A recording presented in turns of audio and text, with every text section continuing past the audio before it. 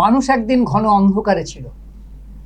সেই অন্ধকারাচ্ছন্ন জীবনে মানুষ চিৎকার করে বলেছিল, তমসৌমা জ্যোতির্গময়, আমাকে অন্ধকার থেকে আলোর পথে নিয়ে চলো। সেই আলোতেই সে দেখেছিল নিজের স্বরূপ, মানুষের স্বরূপ। আর সেই আলোতেই সে পেয়েছিল তার ভাষা, তার কৃষ্টি, তার সংস্কৃতি, তার বেঁচে থাকার অধিকার। আলোচনা আলপনার মতোই সুন্দর। 21 ফেব্রুয়ারি আন্তর্জাতিক মাতৃভাষা দিবস। আজকের এই দিন আমাদের কাছে ভীষণ রঙিন। আমরা শুধু শহীদ তর্পণই করব না, আমাদের ভাষাকে বাঁচিয়ে রাখার যে রসদ, এসব নিয়ে আলোচনায় আলপনায় একটা অনুষ্ঠানের আয়োজন করা হয়েছে আজকে সিকন স্টুডিওতে। আমাদের সাথে রয়েছেন লেখিকা ও নাট্যকর্মী চিরদীপা বিশ্বাস। আমি তাকে সিকন স্টুডিওতে স্বাগত জানাই মণিমা মজুমদার, বিশিষ্ট কবি, বিশিষ্ট চিত্রশিল্পী শ্রীহরি দত্তকেও সিকন স্টুডিওতে স্বাগত জানাই। শুরু করছি আমাদের আজকের আলোচনা। মানুষের অন্তর্নিহিত যে পূর্ণতার বিকাশ, সেটাই হচ্ছে ভাষা, সেটাই হচ্ছে তার শিক্ষা। দেশ ও জাতির মুক্তি মন্ত্র ভাষা, নবজীবনের আশ্বাসের মন্ত্র মাতৃভাষা। মাতৃভাষা তার অস্তিত্ব, স্বপ্ন, আশা আর আকাঙ্ক্ষা। বাংলা আজ ধ্রুপদী ভাষার মর্যাদা পেয়েছে। এরকম একটা অবস্থাতেও ভাষা আজ অনেক ক্ষেত্রেই কিন্তু আলোচিত হচ্ছে যে আমাদের ভাষাকে আমরা রক্ষা করতে পারছি। এ সব কিছু নিয়ে আমরা একটু মণিমার কাছেই যাচ্ছি যে ভাষা নিয়ে আপনারা কি ভাবছেন? আপনারা তো কাব্য চর্চা করছেন, সাহিত্য চর্চা করছেন, ভাষার বিন্যাস, ভাষার কর্ষণ। ভাষার কর্ষণ কর্ষণ যেমন একটি জমিকে প্রথমে প্রস্তুত করতে হয়, তারপরে সেখানে বীজ বপন করতে হয় এবং সেই বীজের যত্ন নিয়ে তাকে একটি চারা গাছ বা মহিরুহতে পরিণত করা, পুরো পদ্ধতিটাই হচ্ছে কর্ষণ। তেমনি পিনাকিদা যেমন বললেন ভাষার কর্ষণ, তেমনি ভাষাকে ভালোবেসে যত্ন করা, ভাষার চর্চা করা এবং ভবিষ্যৎ প্রজন্মের জন্য ভাষাকে উর্বর করে তোলা। এটা বোধহয় আমরা যারা লেখালেখি করি, যারা শব্দ নিয়ে কাজ করি, আমাদের সবারই বোধহয় আশু কর্তব্য। বিশেষ করে এই মুহূর্তে ভাষা, বাংলা ভাষা ধ্রুপদী ভাষার সম্মান পেলেও শুধু বাংলা ভাষা নয়, অন্যান্য বিভিন্ন আদিবাসী বা জনগোষ্ঠীর ভাষাও কিন্তু এই মুহূর্তে সংকটের মুখে। সুতরাং আমাদের সেই দিকটা অবশ্যই দেখতে হবে। আমরা একটু শ্রীহরির কাছে যাচ্ছি। শ্রীহরি বিশিষ্ট চিত্রশিল্পী, তার শিল্পকর্ম নিয়ে তিনি কাজ করেন। যদি একেবারে আদি মানবের কাছে যাওয়া যায়, যদি একেবারে প্রাচীন কালের কাছে যাওয়া যায়, আমরা যদি ভঙ্গি ভাষা এবং ভঙ্গি ভাষার আগেও যদি গুহা চিত্রের কথা যদি আমরা ধরি, তাহলে চিত্রের মাধ্যমে মানুষ তার মনের ভাবকে প্রকাশ করত। এটাই সত্য, এটাই ইতিহাস। এবং আজকের ক্ষেত্রেও কিন্তু আপনারা চিত্রের মাধ্যমে বিভিন্ন কিছু প্রকাশ করছেন। একটা প্রশ্ন একটু করে যাচ্ছি, তারপরে আপনি, আজকে কি ভাষা কিছুটা থ্রেটের মুখে? আসলে যে মানুষ যত এগোবে তত আধুনিকতার কথা বলে মানুষ নিজেকে ভুলতে শুরু করে। সেরকমভাবেই ভাষাও সংকট বলতে কি, আসলে সংকট না ভাষার প্রসার, এটাই আজকে আলোচ্য বিষয়। কারণ ভাষা যেভাবে, বাংলা ভাষা যে কারণে আজকে আমরা এই যে 21শে ফেব্রুয়ারি আমরা মাতৃভাষা দিবস পালন করি, তার কারণটা কি ছিল? ভাষাকে সে সময় কেন আন্দোলনের মধ্যে দিয়ে যেতে হলো? আজকে আমরা কি সুরক্ষিত? বাংলা ভাষা কি সুরক্ষিত? কারণ বরাবরই এক ভাষা আরেক ভাষাকে আক্রমণ করে আসছে। সেটা কিন্তু আজও বিদ্যমান সমপরিমাণেই। আমরা মাতৃভাষা দিবস পালন করছি এই সময়ে দাঁড়ায়, কিন্তু আমাদের মাথায় রাখতে হবে আমরা ধীরে ধীরে নিজেদের ভাষাকে সঠিক প্রয়োগের অভাবে আমরা কিন্তু ভুলেও যেতে বসছি। আমরা অনেক বেশি বাংলার সাথে অন্য ভাষাকে এর সাথে মিশিয়ে দিচ্ছি, আসলে নিজেদেরই ক্ষতি করছি। বাঙালি শুধু বাংলা ভাষাকে না, তার নিজের সংস্কৃতিকে যেভাবে ধীরে ধীরে ভুলছে, সেম ভাবে বাংলা ভাষাটাও আজকে থ্রেটের মুখেই আমি মনে করি। যেভাবে বাংলা ভাষার, বাংলায় ইংরেজি মাধ্যম স্কুলগুলোর রমরমা বাজার, এটা হলো কেন? এই পরিস্থিতি হচ্ছে। বাংলা ভাষা করে চিৎকার করে শুধু লাভ নেই, তো প্রয়োগ কোথায়? বাংলা ভাষার প্রয়োগটা তো আজকের দিনে শুধু বাড়িতে বলছি, বাইরে কি অবস্থা? সেমিনারে বাংলার জায়গায় ইংরেজি ঢুকে যাচ্ছে। যে কোনো প্ল্যাটফর্মে ভীষণভাবে বাংলা উপেক্ষিত। ফলে আমরা বাংলায় থেকে আমাদের সরকারি যে পলিসি, গভর্নমেন্টের যে পলিসি, সেই পলিসিতেই অনেক গাফিলতি। আর মানুষ তো চর্চা, আসলে মানুষ সব কিছুকে গ্রহণ করতে গিয়ে আসলে বাইরের জায়গাটাকে বেশি ভালো বুঝতে গিয়ে নিজেকেই হারাতে বসে।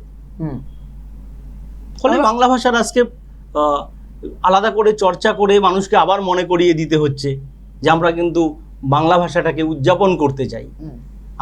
আমরা কিন্তু ভুলে গেছি যে এই ভাষা আন্দোলনের ফলে আজ কি পরিমাণ কত মানুষ শহীদ হয়েছে।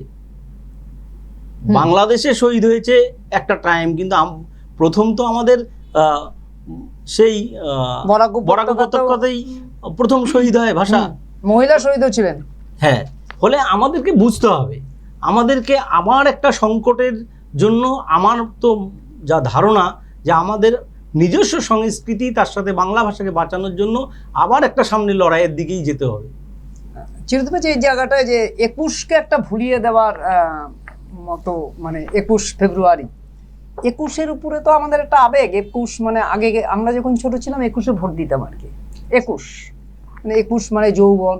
21 ফেব্রুয়ারি, এই যে ভাষা, কৃষ্টি, সংস্কৃতি, তুমিও কি মনে করো যে আজকে সংকটের মুখোমুখি এই ভাষা? একদম, আমিও একদম সহমত। আমার পূর্ববর্তী বক্তারা যা বললেন, যে ভীষণভাবে আমার মাতৃভাষা যেটা বাংলা ভাষা, তার চর্চায় কোথাও একটা যেন একটা খামতি, একটা খুঁত থেকে যাচ্ছে। আজকে যখন আমি আমার ইতিহাসের দিকে তাকাই, 1952 সালে যখন বরকত, সালাম, জব্বার, ওনারা যখন ভাষার জন্য প্রাণ দিয়েছিলেন, আমার বয়সী বা আমার থেকে খানিক ছোটই হয়তো হবে, তাহলে কোন সেই আবেগ থেকে, কোন টানটা থেকে তারা ভাষার প্রতি ভালোবাসা অনুভব করেছিলেন এবং প্রাণ বিসর্জন দিয়েছিলেন, সেটা যখন ভাবি এবং বর্তমান পরিস্থিতির দিকে যখন তাকাই, যেখানে রীতিমতো এটা সত্যি কথা একটা পরাধীনতা মনে হয় যে আমি বাংলা ভাষা বললে পরে সেটা ঠিকভাবে গ্রহণযোগ্য নয় সমাজের কাছে। আমি ইংরেজি বা কোনো ভাষার সাথে কোনো ভাষার কোনো সংঘর্ষ নেই। একটা বিদ্যাসাগর, একটা রবীন্দ্রনাথ থাকার পরেও আমাদের এই অবস্থা। একদমই।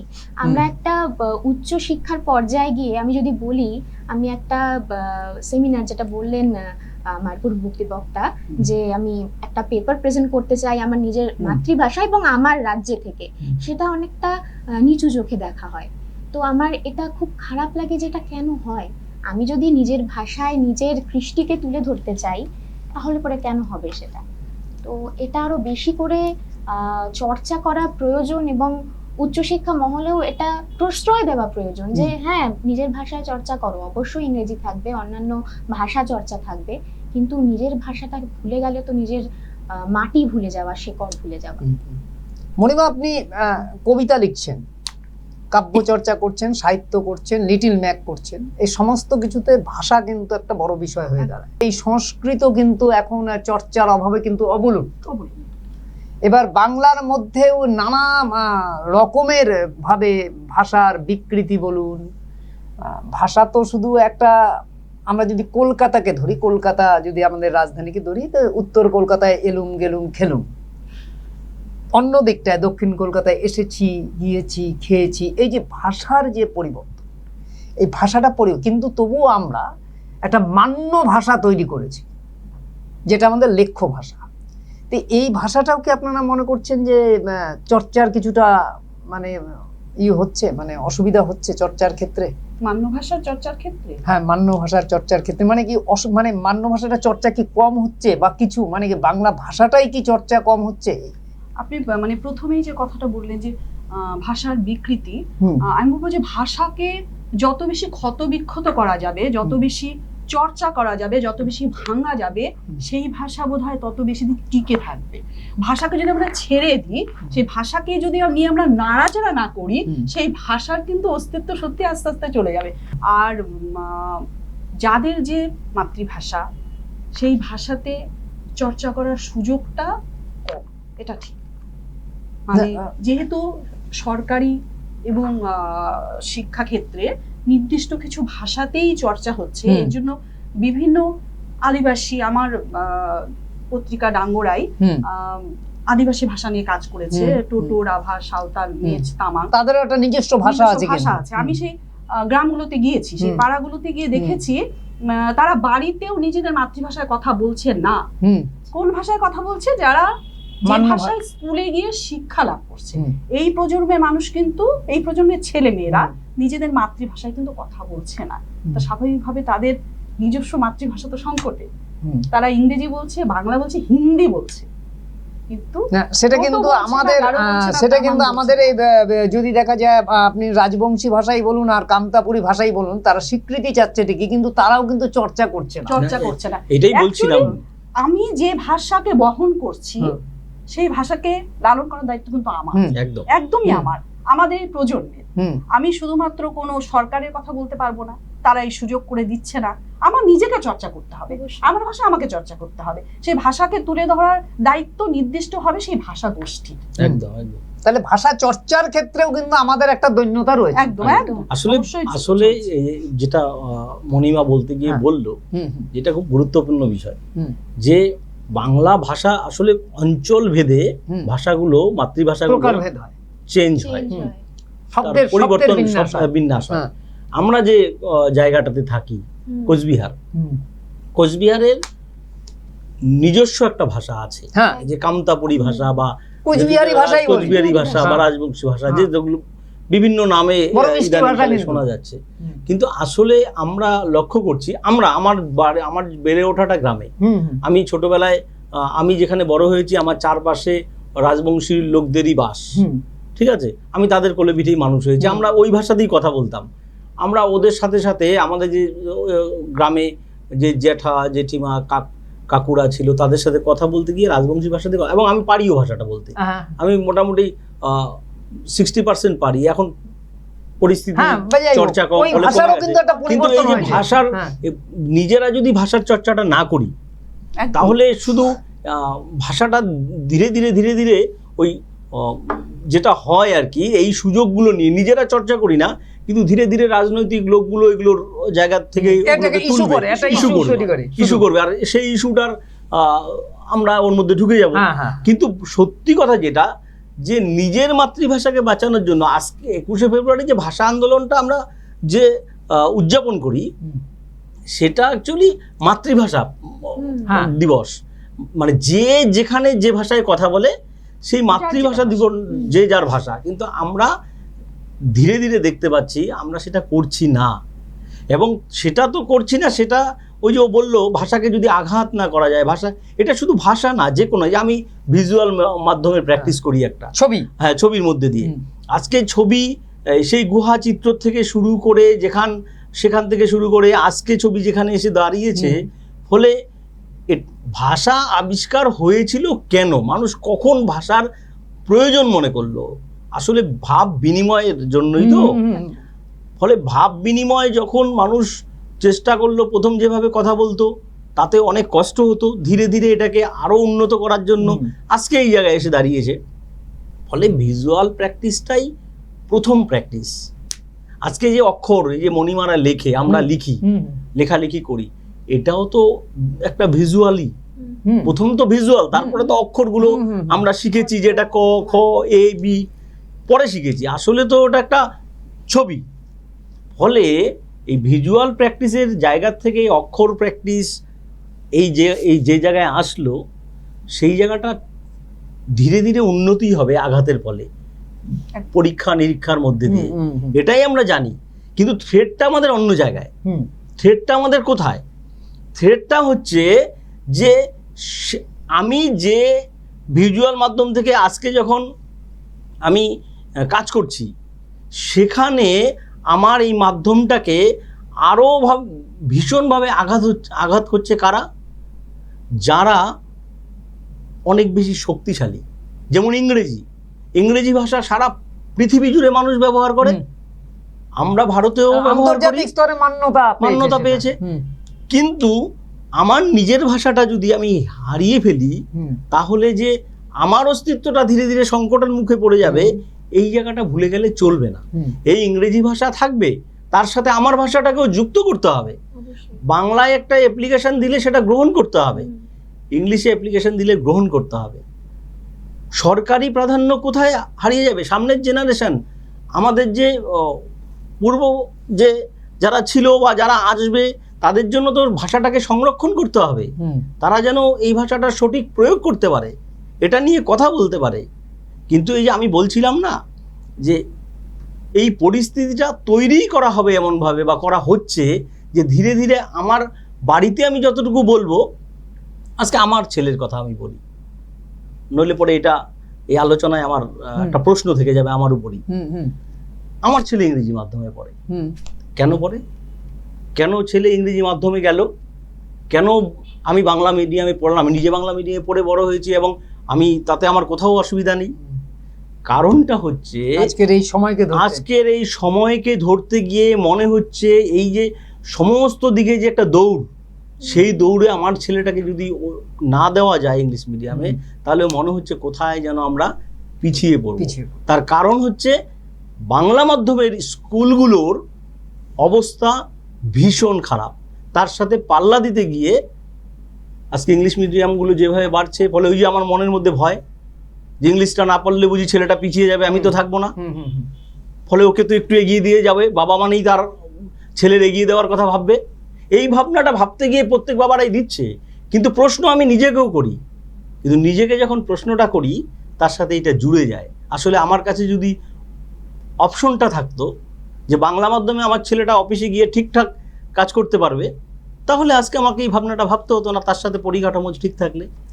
আমরা কথা বলছি, কথা বলতে বলতে একটু যদি চিরদিকে যদি এটা কবিতা হয়, কি কবিতা হবে? স্বরচিত কবিতা হবে না মানে না, বাংলা নিয়ে বলা যেতে পারে, মানে যেটা নিয়ে আমরা এখন কথা বলছিলাম, যাই হোক, ভবানী প্রসাদ মজুমদারের একটা কবিতা ঠিক আছে, বাংলাটা ঠিক আসে না, খুব খুব প্রচলিত কবিতা, সেটাই পাঠ। এবং এই পরিপ্রেক্ষিতে আমার কথার পরে এই কবিতাটা খুব গুরুত্বপূর্ণ। আসলে কি একটা ল্যাঙ্গুয়েজ হায়ারার্কি তৈরি হয়েছে, যেটা আমরাই তৈরি করেছি। একদম একদম। অন্য কেউ তো কোথাও বলে দেয়নি যে ইংরেজি বেশি প্রাধান্য পাবে, হিন্দি বেশি প্রাধান্য, আমরাই এটাকে সামনে নিয়ে এসেছি। তো সেটার উপরেই ভিত্তি করে কবিতাটা লেখা, খুব সুন্দর এবং খুব প্রচলিত। ছেলে আমার খুব সিরিয়াস, কথায় কথায় হাসে না। জানেন দাদা, আমার ছেলের বাংলাটা ঠিক আসে না। ইংলিশেও রাইমস বলে, ডিবেট করে, পড়াও চলে। আমার ছেলে খুব পজিটিভ, হলিক স্বপ্নে ভাসে না। জানেন দাদা, আমার ছেলের বাংলাটা ঠিক আসে না। ইংলিশ ওর গুলে খাওয়া, ওটাই ফার্স্ট ল্যাঙ্গুয়েজ। হিন্দি সেকেন্ড, সত্যি বলছি, হিন্দিতে ওর দারুণ তেজ। কি লাভ বলুন বাংলা পড়ে? বিমান ছেড়ে ঠেলায় চড়ে। বেঙ্গলি থার্ড ল্যাঙ্গুয়েজ, তাই তেমন ভালোবাসে না। জানেন দাদা, আমার ছেলের বাংলাটা ঠিক আসে না। বাংলা আবার ভাষা নাকি? নেই কোনো চার্ম বেঙ্গলিতে। সহজ সরল এই কথাটা লজ্জা কিসের মেনে নিতে? English very fantastic, Hindi sweet scientific. Bengali is glamourless, or place এদের পাশে না। জানেন দাদা, আমার ছেলের বাংলাটা ঠিক আসে না। বাংলা যেন কেমন কেমন, খুব দুর্বল, প্যান প্যানে, শুনলে বেশি গা জ্বলে যায়, একঘেয়ে আর ঘ্যান ঘ্যানে। কিসের গরব, কিসের আশা, আর চলে না বাংলা ভাষা। কবে যেন হয় বেঙ্গলি ডে, ফেব্রুয়ারি মাসে না? জানেন দাদা, আমার ছেলের বাংলাটা ঠিক আসে না। ইংলিশ বেশ বোম ব্লাস্টিং শব্দে ঠাসা দারুণ ভাষা। বেঙ্গলি ইজ ডিসগাস্টিং, ডিসগাস্টিং সর্বনাশা। এই ভাষাতে দিবানিশি হয় শুধু ভাই টিএনপিসি। এই ভাষা তাই হলেও দিশি, সবাই ভালোবাসে না। জানেন দাদা, আমার ছেলের বাংলাটা ঠিক আসে না। বাংলা ভাষা নিয়েই নাকি অ্যাংলা প্যাংলা সবাই মুগ্ধ। বাংলা যাদের মাতৃভাষা, বাংলা যাদের মাতৃদুগ্ধ, মায়ের দুধের বড়ই অভাব, কৌটোর দুধ খাওয়াই স্বভাব, ওই দুধে তেজ তাকত হয় না, বাংলাও তাই হাসে না। জানেন দাদা, আমার ছেলের বাংলাটা ঠিক আসে না। বিদেশে কি বাংলা চলে? কেউ বোঝে না বাংলা কথা। বাংলা নিয়ে বড়াই করার চেয়েও ভালো নীরবতা। আজ ইংলিশ বিশ্ব ভাষা, বাংলা ফিনিশ নিঃস্ব আশা। বাংলা নিয়ে আজকাল কেউ সুখের স্বর্গে ভাসে না। জানেন দাদা, আমার ছেলের বাংলাটা ঠিক আসে না। শেক্সপিয়ার, ওয়ার্ডসওয়ার্থ, শেলি বা কেটস বা বাইরন, ভাষা ওদের কি বলিষ্ঠ, শক্ত সবল যেন আয়রন। কাজী নজরুল, রবীন্দ্রনাথ ওদের কাছে তুচ্ছ নেহাত। মাইকেল হেরে বাংলায় ফেরে, আবেগে উচ্ছ্বাসে না। জানেন দাদা, আমার ছেলের বাংলাটা ঠিক আসে না। এখন বলছি যে তোমার তো লিটিল ম্যাগো মানে হচ্ছে আজকের দিনে, তো এই যে ভাষার যে কিছুটা সংকট, নানা ভাষা নানা মত, আমাদের অনেক বড় একটা দেশ, যেখানে ভাষাভিত্তিক প্রদেশ কিন্তু আমাদের সেভাবে হয়নি। ভাষাভিত্তিক একটা রাষ্ট্র হয়েছে ঠিকই, কিন্তু আমাদের যদি বঙ্গজ সংস্কৃতিটা দেখি, একেবারে পাহাড় থেকে সমতল, সমতল থেকে ডুয়ার্স, নানা ভাষা। তো এটা কি কোনো অসুবিধার কারণ হয়ে দাঁড়ায় এই কাব্যচর্চার ক্ষেত্রে বা এমনি বাংলা ভাষার ক্ষেত্রে? অসুবিধার তো কোনো কারণ নেই, আর এটা কিন্তু স্বাভাবিক, কারণ প্রতি কয়েক কিলোমিটার পরপরই তো ভাষা চেঞ্জ হচ্ছে। সুতরাং কোনো অঞ্চলের সঙ্গে কোনো অঞ্চলের ভাষা মিলবে না, এটা খুবই স্বাভাবিক ব্যাপার। এবং কিছুক্ষণ আগে ওইটাই বললাম যে নির্দিষ্টভাবে সেই ভাষাতে ভাষা চর্চা বা সাহিত্য হওয়াটা খুব প্রয়োজন। এবং পত্রিকার কথা আপনি বললেন, সেই পত্রিকাগুলোর এটা একটা বিশেষ ভূমিকা হওয়া দরকার, যে সেই বিভিন্ন ভাষার লেখাগুলো অন্তত পত্রিকার মাধ্যমে উঠে আসুক, চর্চা হোক। অসুবিধার তো কোনো কারণ নেই। এবং একটা পত্রিকার মধ্যে অন্য ভাষাও থাকতে পারে, সেটাও কোনো অসুবিধা নেই। যে ওর বই, ওর মণিমার যে ডাঙরাই, সেখানেই ও রাজবংশী কবিতা রাখছে, ও বাংলা ভাষার কবিতা রাখছে। ফলে এই যে আঞ্চলিক কবিতাগুলোকেও যদি জায়গা পায়, সেক্ষেত্রে পত্রিকার তো ব্যাপ্তি বাড়ে। না, একসময় তো মানে দ্বিভাষার কাগজ বের করা, এমনকি রবীন্দ্রনাথের ঘরে বাইরে তো বোধহয় এই কথাটা ছিল আর কি, যে ইংরেজি বাংলা মানে একটা চিন্তা ছিল। তো এটা খুব একটা অসুবিধার, যেটা বলার কথা যে সেটা মানুষ যে ছবি আঁকার বিষয়টা, আজকে ছবি আঁকার যে ভাষা, সেটারও একটা পরিবর্তন হয়েছে। এটাও কি একটা কর্পোরেট দুনিয়ার মধ্যে পড়েছে? না, আসলে না। ছবিটা অন্যভাবে, মানে ছবির ভাষাটা যেভাবে তৈরি হয়েছিল, যে আমি একটা পেয়ারা খেতে চাই, আমি একটা পেয়ারার ছবি আঁকতাম, ওটা দিয়ে বলতো যে আমি পেয়ারা খেতে। আমি মাংসের শিকার করে নিয়ে আসলাম, দেখবা পুরোনো ছবিগুলো দেখলে দেখা যায় মাংস শিকার করে নিয়ে আসছে, হাতে বললম, সেই ছবিগুলো আঁকা হতো গুহার গায়ে, তাই না? ফলে গুহা চিত্রগুলোকে লক্ষ্য করলে বোঝা যায় যে মানুষ তার প্রয়োজনটা কি সে অনুযায়ী ছবিগুলোকে আঁকতো। হ্যাঁ, মনের ভাব।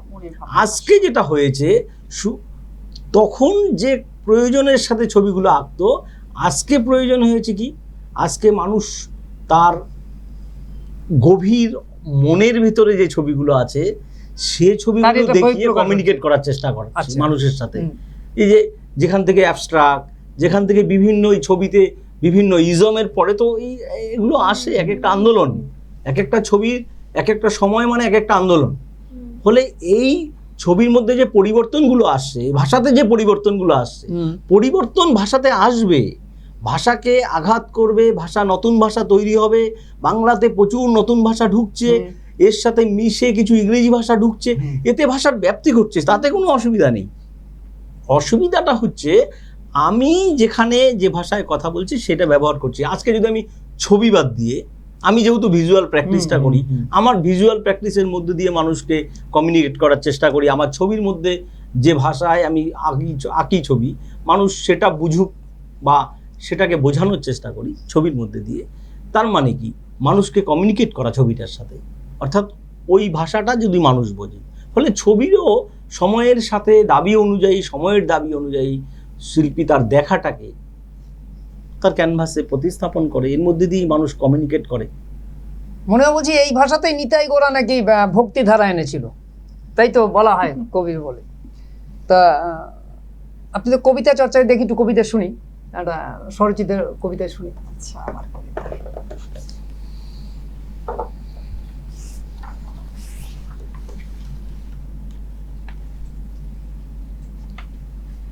ছোট একটি কবিতা পড়ি আমার সদ্য প্রকাশিত কিশোরীর পদাবলী থেকে। একাকী প্রতিচ্ছবি। আমাদের কোনো গোলার্ধ নেই, কোনো ধাম নেই, আমাদের বিছানা অন্য উঠোন জুড়ে, বাড়িময় শিমুল তুলোর ওড়াউড়ি আমাদের ইচ্ছে দরজা দিয়েছে অনেক দিন, দিন শেষে খাবার টেবিলে একাকী হয় প্রতিচ্ছবি। ছোট্ট কবিতা। চিরদিবার কবিতা হবে না একটা নাকি? কবিতা তো বললাম, আলোচনা হবে। হ্যাঁ, আলোচনা হোক তাহলে।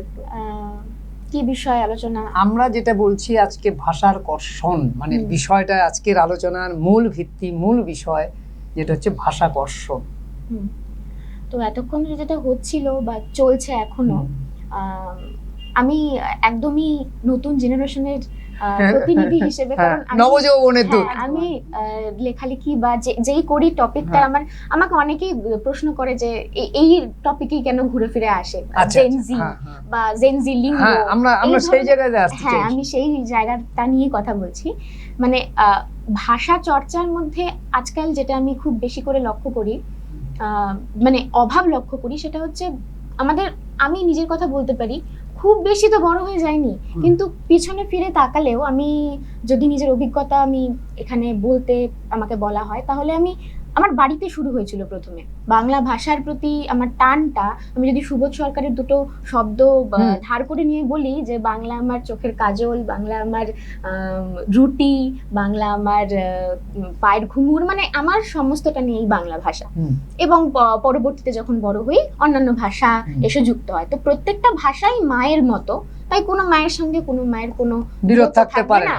তো এখানে কখনোই এটা আমি বলবো না যে ইংরেজি ভাষা বেশি প্রাধান্য পাচ্ছে জন্য বাংলা ভাষার মান কম। কিন্তু আমার বাড়িতে প্রথম শুরু হয়েছিল, যেমন আমি উদাহরণ দিয়ে বলছি, সমাজচারিত ভিন্নার্থক শব্দ। তো যখন আমাদের লোডশেডিং হতো, আমার বাবা আমার সাথে এটা খেলার ছলে আমরা শুরু করেছিলাম। যেমন নীর, নীর, দুটো শব্দের মধ্যে কি পার্থক্য? একটা নীর বলতে বোঝায় যেটা, হ্যাঁ, একটা বোঝায় যেটা নীর সেটা পাখির ভাষা, যেটা একটু ধীরে উচ্চারণ হচ্ছে নীর, সেটা বোঝায় জল। তো বর্তমানে এই চর্চাটা আমি খুব বেশি দেখি না। তার অন্যতম প্রধান কারণ, এখন যুগ বদলাচ্ছে, এই জিনিসটার উপরে নির্ভরশীল আমরা অনেকটাই, মোবাইলের উপরে। তো তার জন্য আজকালকার যারা ছোটরা রয়েছে, আমার থেকে যারা ছোট, তাদের এই সমস্ত বিষয়ের আগ্রহটা স্বাভাবিকভাবেই অনেকটা কম। আমি আমার ঘরেও যারা ছোটরা রয়েছে ভাই বোনেদের দেখি বাংলা ভাষা পড়া। আমি প্রথম যখন পথের পাঁচালী পড়ি, আমি চোখের সামনে প্রত্যেকটা ছবি যেন দেখতে পাই। যেরকম শ্রীহরি কাকু বললেন যে ওটাও তো একটা কানেকশনের মাধ্যম।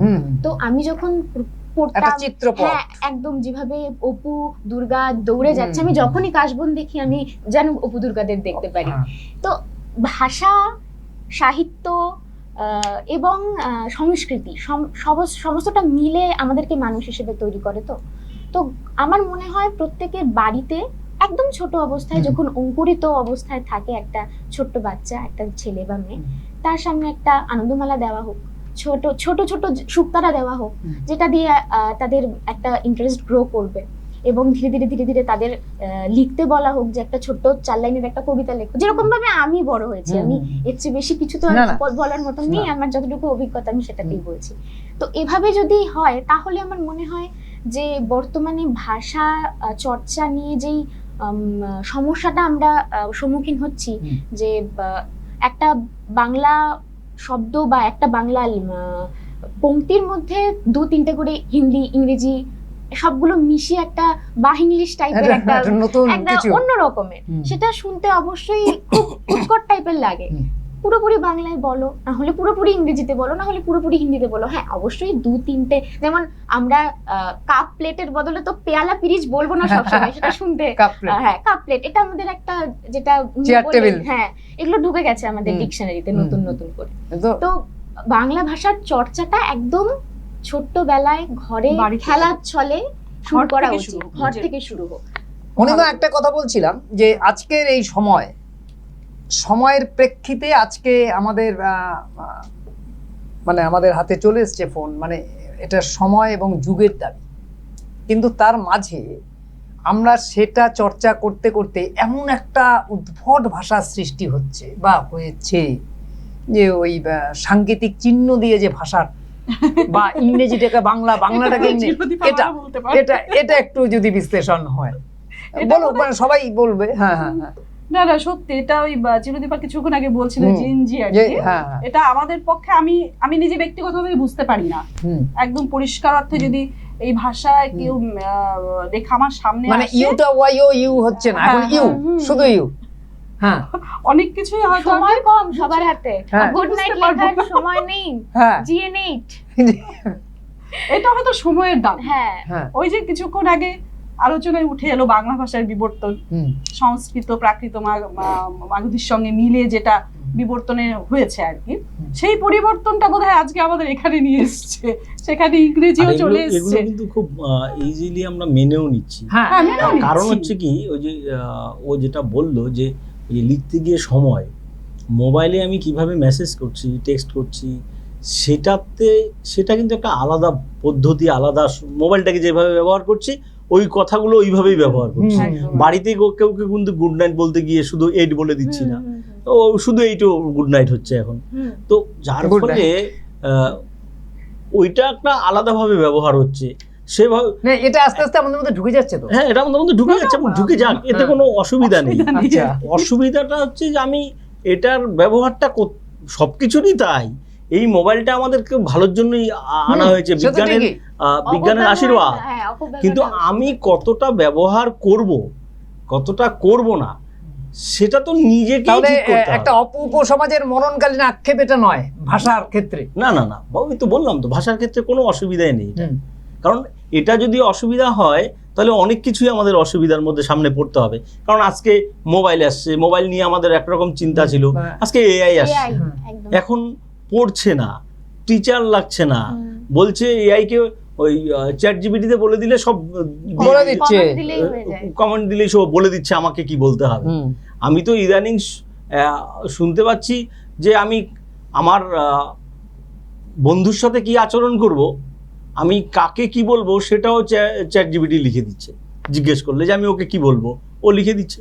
আসলে পরিবর্তন ফলে এগুলোকে যুগ এবং নিতে সময়ের হবে, পরিবর্তন নাকি? এগুলোকে রাখতে হবে। সবকিছুই তো তার সাথে পরিবর্তন নিজেকে হয়েছে। হারিয়ে ফেললে চলবে না। মেনে নিতে লেখার হবে ভাষা, এবং সাহিত্যের ভাষাও তো হ্যাঁ। পরিবর্তন হ্যাঁ। হয়েছে। হ্যাঁ, কিরকম হয়েছে একটু যদি বলো, সাহিত্যের ভাষাটা পরিবর্তন। সাহিত্যের ভাষা আজ যদি আমরা সেই প্রাচীন বা মধ্যযুগতে যদি আধুনিক যুগে আসি, হুম। আমরা তো পর পর পর পর দেখতে পারবো চোখের সামনে রবীন্দ্রনাথ বা জীবনানন্দ বা ভাষার যে পরিবর্তনটা হুম। হয়েছে, এবং এই মুহূর্তে একেবারেই আধুনিক, যদিও আধুনিক কথাটা আপেক্ষিক আমার কাছে, কারণ আমার মনে হয় যে সময় যেটা লেখা হয়েছে সেটা মানে সেই সময় নদী- কিছুটা সেটা আপেক্ষিক, নদী আধুনিক চলতে আর কি। চলতে যে জায়গাটা বাঁক নেয় সেটাই আধুনিক। সেটাই সেটাই সেটাই একটা রবীন্দ্র সেটাই উত্তর আধুনিক, যুগ, একদম, রবীন্দ্র একদম, যুগ, একদম। যাই হোক। হুম। এটাও কিন্তু সময়ের সঙ্গে সঙ্গে পরিবর্তন হয়েছে এবং আমরা মেনে নিচ্ছি। অনেকেই যদিও প্রতিবাদ করে কিন্তু যে এই কবিতা বোঝা যাচ্ছে না, এই ভাষার এরকম শব্দ এসছে, এই শব্দ বোঝা যাচ্ছে না। কিন্তু পরিবর্তন, আমাদের ভাবনা চিন্তা তো পরিবর্তন হয়েছে, আমাদের জীবনযাত্রার পরিবর্তন হয়েছে। আমরা 100 বছর আগে যেভাবে বাঁচতাম এখন তো সেভাবে বাঁচি না। না। আমাদের আর বাঁচবো না। আমাদের দেখার দৃষ্টি পাল্টে গেছে। স্বাভাবিকভাবে সেটাও তো আমাদের কলমে আসবে। আমরা যা দেখি আমরা তো তাই লিখি না, যা হুম, ভাবি। সবকিছু যখন পরিবর্তন হয়েছে তার সাথে সাহিত্যের দেখো ভাষাও পিনাকি দা, তোমাকে একটা কথা বলি, হুম। ছবির গুরুত্ব, হুম। ছবি কি করে ভাষায় ঢুকলো, হুম। ছবি আজকের দিনে কতটা গুরুত্বপূর্ণ। এই যে কবিরা বই করছে, হুম। তাই তো, হুম। বইয়ের তারা প্রথম প্রচ্ছদ পাঁচটাটায় করছে তো প্রচ্ছদটা থাকছে হ্যাঁ, ছবি। এবং প্রচ্ছদে একটা ব্যাখ্যা ছবি কি, আছে। হ্যাঁ। ছবি কি, প্রচ্ছদের ব্যাখ্যা বা ব্যাখ্যা করা যাবে না, সেটা পরের ব্যাপার। দেশে তো আগে একসময় হচ্ছে প্রচ্ছদের- ছবির ভেতরে কি সম্বন্ধে লেখা আছে সেটা প্রচ্ছদ দেখলে বোঝা যায় অনেক সময়। একদম না, হ্যাঁ অবশ্যই ছবিতে অবশ্যই, প্রচ্ছদ মানে এই অক্ষরের সাথে ভীষণ যে বড় ভূমিকা। ভীষণ বড় ভূমিকা। এবং তুমি মনে করে দেখো যে সহজপাঠ কথাটা বললেই তোমার ছবি ভেসে আসে। হ্যাঁ, ওই যে- একটা ছবি। হ্যাঁ, ও যে কথাটা বললো যে অপু দুর্গার রেলগাড়ি দেখতে যাওয়া ছবিটা সত্যজিৎ রায়ের মানে করা ওই ছবিটা, অপু দুর্গা বললেই আমরা ওই ছবিটাই কিন্তু ভেসে ওঠে। হ্যাঁ, একদম একদম। যে না, আমি তো কাশফুল হাতে দুর্গা, তিনটি শালিক ঝগড়া করে দুটো শালিক কেন, এটা হ্যাঁ। সবসময় আমি ভাবতাম। এরকম। এটা যে হ্যাঁ। পরবর্তীতে বোঝালো যে একটা উড়ে গেছে। অর্থাৎ ছবি একটা বড় মাধ্যম আজও হয়ে আছে, মানে ভাষার তার মানে communicate করা। নন্দলাল বসুর ভূমিকাটাও খুব হ্যাঁ, কম ছিল সেটাই না। তো বিরাট সেটাই তো ছিল। বলছি যে প্রত্যেকটা অক্ষরের সাথে তোমার সহজ একটা পাঠের অক্ষর সাথে মানে আমি সহজ পাঠের একটা অক্ষর বললেই তুমি ওই ছবিটাকে আর দেখতে গ্রামের পারবে, স্কুলে পড়াই তো, তাই না? হ্যাঁ। বাচ্চারা ওই ছবিগুলো সহজ পাঠে নন্দলাল বসুর আঁকা ছবিগুলো ওরা ভীষণ ভালোবাসে, খুব মনোযোগ দিয়ে দেখে এবং আজও জিজ্ঞেস করে কত দেখে। গুরুত্বপূর্ণ, হুম। আজও কত গুরুত্বপূর্ণ ওই প্রত্যেকটা অক্ষরের সাথে মিলিয়ে। মানে সহজ পাঠ অত সহজ নয়, অত সহজ যেমন পাঠ অত- সরল অঙ্ক অত সরল নয়, তাই তো? ফলে আমরা মানুষের মনে ছবির একটা বড় চিরদীপ আমরা গুরুত্ব প্রায় আছে, শেষ করে communicate আসছি। আচ্ছা। আমরা প্রায় শেষ করে আসছি। একটা কথা, তুমি নাট্য করবি, হুম। নাচ করো? হুম। ভরত বোধহয় নাট্যম নয়, না, না। নৃত্যম নয়, নাট্যম। আমি নাচ শিখিনি, তবে করি যাই হোক, মোটামুটি। হলো রবীন্দ্র নৃত্যটা ভরতনাট্যম তো নাকি ভরতনৃত্যম? ভরতনাট্যম। ভরতনাট্যম। তাহলে নাচের আগে নাটকটা আসলো, কিন্তু তারও আগে যে ভাষাটা এসছিল, মূকাভিনয় কি তার আগে এসছিল? এরকমই তো, তাই তো? মানে একটা আসলে ইতিহাস। ভরতের নাট্যশাস্ত্র, হ্যাঁ। হ্যাঁ, সেটা হচ্ছে মূল মানে নাটকের বেদ বলা যেতে পারে। হুম। আমি যতটুকু আমার ওই তো। অল্প জ্ঞান, আমি খুব বেশি জানি না এই সমস্ত এই বিষয়ে। আমি ওই তবে ওই বিষয় থেকেই নাটকেরও যে নবরস, এবার ভরতনাট্যমেও নবরস রয়েছে, হুম। যেই এগুলো রয়েছে। এবার মূকাভিনয়, যেটা আমার মনে হয়, যেটা তুমি বলতে চাইছো যে মূকাভিনয় দিয়ে কিভাবে আমরা একটা কানেকশন তৈরি হ্যাঁ, করি বা দর্শক, ওটাও একটা মানে ভাষা তো। অবশ্যই। আমি যদি অবশ্যই। যে ভাষাটা সরাসরি নাটকের মাধ্যমে করছি, আমি কিন্তু কিছু- মূকাভিনয় তো আমি কিছু উচ্চারণ করছি না, হ্যাঁ। অথচ আমি যা হ্যাঁ। অঙ্গি ভঙ্গি না বলা করছি, কথায় আমি হ্যাঁ, অনেক কিছু বুঝিয়ে দিচ্ছি। তো এটাও ইশারা। অবশ্যই হুম। অবশ্যই একটা ইশারা ইঙ্গিতের মাধ্যমে হ্যাঁ। না বলার কথার মধ্যে দিয়ে মুখ আমরা- অভিনয়, হুম। একদমই তাই। সূর্যাস্ত এখন বাঘের থাবা, সূর্যের কাছাকাছি থাকবার ফলে যে যুবক যুবতীদের ফর্সা বুক ছিল, সেখানে দুর্বৃত্তদের পাশা খেলার আয়োজন। তবুও মহান কাঞ্চনজঙ্ঘা, হৃৎপিণ্ডের গভীরের গালিতে আমরাই আঁকছি আমাদের অখণ্ড মাতৃরূপ। আমাদের ঠিকানা রূপসী বাংলা। এই রূপসী বাংলায় বঙ্গজ প্রকৃতি, বঙ্গজ সংস্কৃতি, বঙ্গ ভাষা, একে রক্ষার দায়িত্ব আমাদের। আমরা যদি মণিমার কাছে একটা কবিতা শুনে শেষ করি, তাই তো? প্রায় আমরা শেষের শোনা যেতে দিকে। পারে। মানে আমি কবিতা কার হবে? মানে নিজের হবে না? না, নিজের না, তাহলে শেষ যখন করছি হ্যাঁ। 21-এর কবিতাই হ্যাঁ। পাঠ করছি, একটি আল মাহমুদের লেখা। হ্যাঁ, আমরা কিন্তু আজকের এই দিনে আমরা কিন্তু 21কেই স্মরণ করছি, যে 21কে একটা ভুলিয়ে দেওয়ার বোধহয় চেষ্টা চলছে। একদম। তবু ওপার বাংলায় এখন সেই অর্থে একটা বাতাবরণ তৈরি হয়েছে। তো সব মিলিয়ে আমাদের আজকের দিন কিন্তু রঙিন হওয়া প্রয়োজন, আর কি উচিত। একদম। হ্যাঁ, আমরা বাংলা ভাষাটাকে বাঁচিয়ে রাখার চেষ্টা করতে। সেই 21কে স্মরণে রেখেই 21-এর কবিতা লিখেছেন আল মাহমুদ। হুম। ফেব্রুয়ারির 21 তারিখ দুপুর বেলার অক্ত, বৃষ্টি নামে, বৃষ্টি কোথায়? বরকতের রক্ত। হাজার যুগের সূর্য তাপে জ্বলবে এমন লাল যে, সেই লোহিতে লাল হয়েছে কৃষ্ণচূড়ার ডাল যে। প্রভাত ফেরির মিছিল যাবে, ছড়াও ফুলের বন্যা, বিষাদ গীতে গাইছে পথে তিতুমিরের কন্যা। চিনতে নাকি সোনার ছেলে, ক্ষুদিরামকে চিনতে? রুদ্ধ শ্বাসে প্রাণ দিল যে, মুক্ত বাতাস কিনতে। পাহাড়তলির মরণ চূড়ায় ঝাঁপ দিল যে অগ্নি, ফেব্রুয়ারির শোকের বর্ষণ পড়ল তারি ভগ্নি। প্রভাত ফেরি, প্রভাত ফেরি, আমায় নেবে সঙ্গে?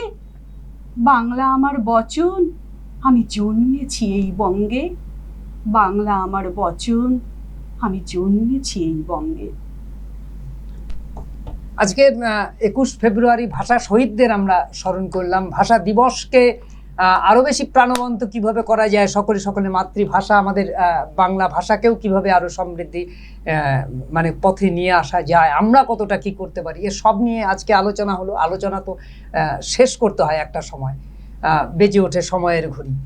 তো সব মিলিয়ে আজকের আলোচনা এখানেই শেষ করছি। সকলকে অভিনন্দন জানাচ্ছি, নমস্কার, ভালো থাকবেন। আজকের ভাষা দিবস, চলুন আমরা সকলেই আজকে ভাষা দিবসকে সেই শহীদদের স্মরণ করি যাদের রক্তে আজকে 21 ফেব্রুয়ারি মানে রাঙা হয়েছিল এক সময়। আজকে সেই শহীদদের স্মরণ করার দিন, শহীদ তর্পণের দিন, বঙ্গভাষাকে, বাংলা ভাষাকে বাঁচিয়ে রাখার দিন। নমস্কার, ভালো থাকবেন।